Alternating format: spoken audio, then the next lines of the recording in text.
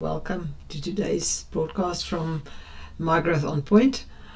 As you can see, doesn't matter how skeptic we are about the moon phases, apparently we feel the burn when it's full moon, and especially this red moon that they are talking about at the moment. As we expected, Bitcoin did that giant blue candle and gave us a bit of a drop there and filled this imbalance area good and proper.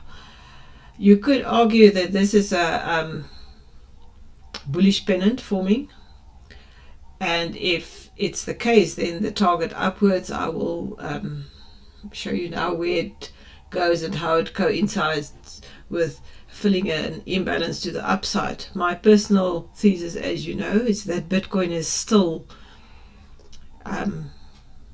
moving to the downside. I don't really expect it to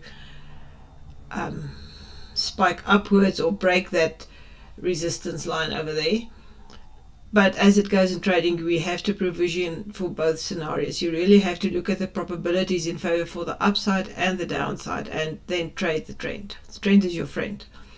So from a daily perspective, I still see us reaching at least 27 and filling this imbalance that was formed by this candle over here. This is a low probability, but it's possible. Like we say, where this daily upwards trend line is crossing over the downsloping weekly trend line, we can expect some action there, although time is now running out. Unless this happens over the weekend, we're going to pass this cross without much waves and maybe retest this daily, which will be great, because then the weekly trend will also reverse to the upside. I want to show you on the 2-day chart what's happening with this pennant.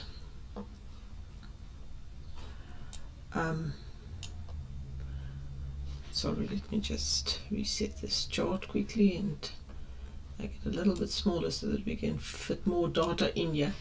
So if we go back here to May 2022, which is basically a year back, a little bit more than a year, you can see these imbalances have formed with this cascading waterfall, and they have never been filled.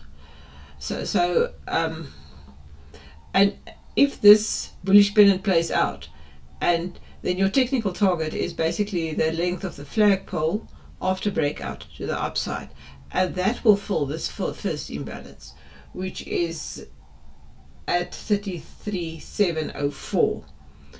So if Bitcoin does break out to the upside, that will be your target, 33,704. We have on the daily certain factors actually sustaining that, amongst which is your stochastic RSI crossing up. Your MACD seems to be it's weakening. So the moment this MACD crosses over the red over the blue and your green histogram starts to form, then it will indicate a reversal for Bitcoin as well. And then we can see the volume here increasing as well. It's not, we had this strong downsloping volume, so volume is coming back into the market at the moment, which could result in an upwards movement for Bitcoin. If we look at a more short-term perspective, the 4-hour, we will be bouncing for the weekend at least. I can assure you we will be bouncing between these lines of the pennant, and as I said, and I will stand by it, is that according to me we will break to the downside. If I'm wrong and we break out to the upside, you've seen that target of 33, but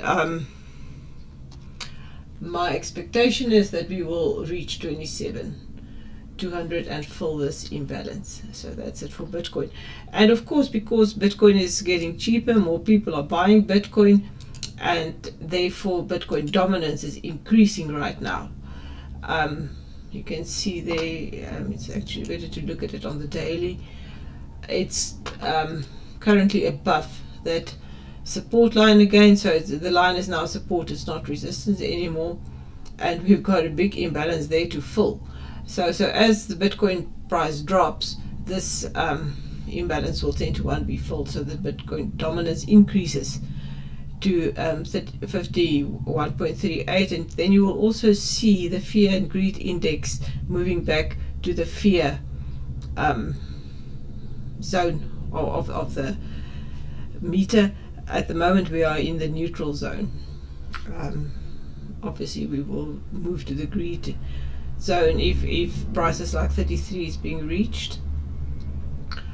Then just again to recap on Litecoin,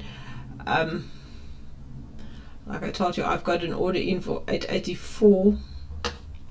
It didn't quite reach that yet since I've put in my order when the lowest was 85.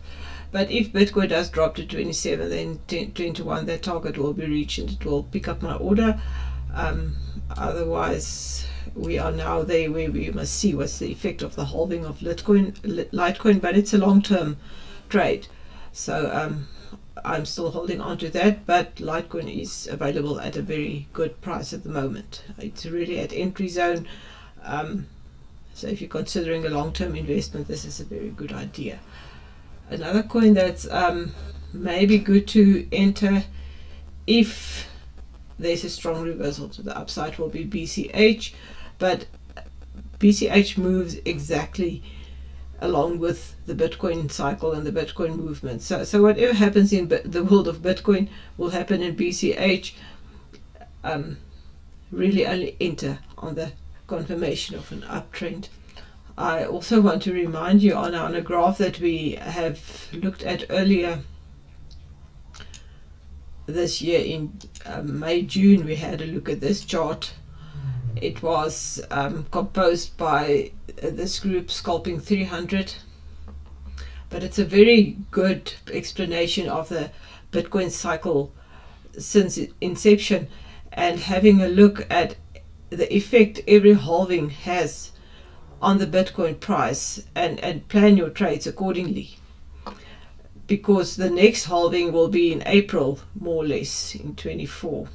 Fourth halving estimated April 2024. You can see it over there. So there are obviously 3 years between every halving cycle.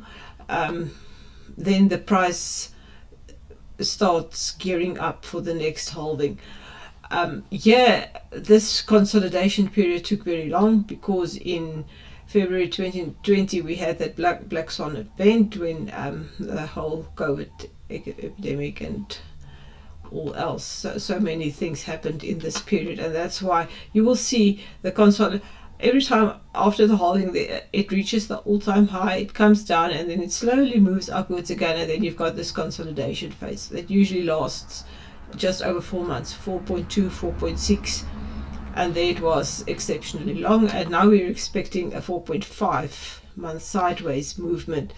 So this chart was distributed in June this year, which was then 10 months to the halving. We're a bit further on now, it's now 8 months to the halving, but we're only entering this consolidation phase now. And that's why I say, according to me, I don't think Bitcoin will go to the 33 mark yet. It's still too early. It still has to move sideways in that little block. I will show you on our chart now where that block actually lies. So until November, this is where Bitcoin should more or less trade, unless something unexpected happens, and then we're going to see it maybe December start picking up a little bit of speed, not much, because December is usually not a good trading period, but from January we could see then this type of upwards movement, and like over there gearing up for the halving. So to just get back to our chart quickly.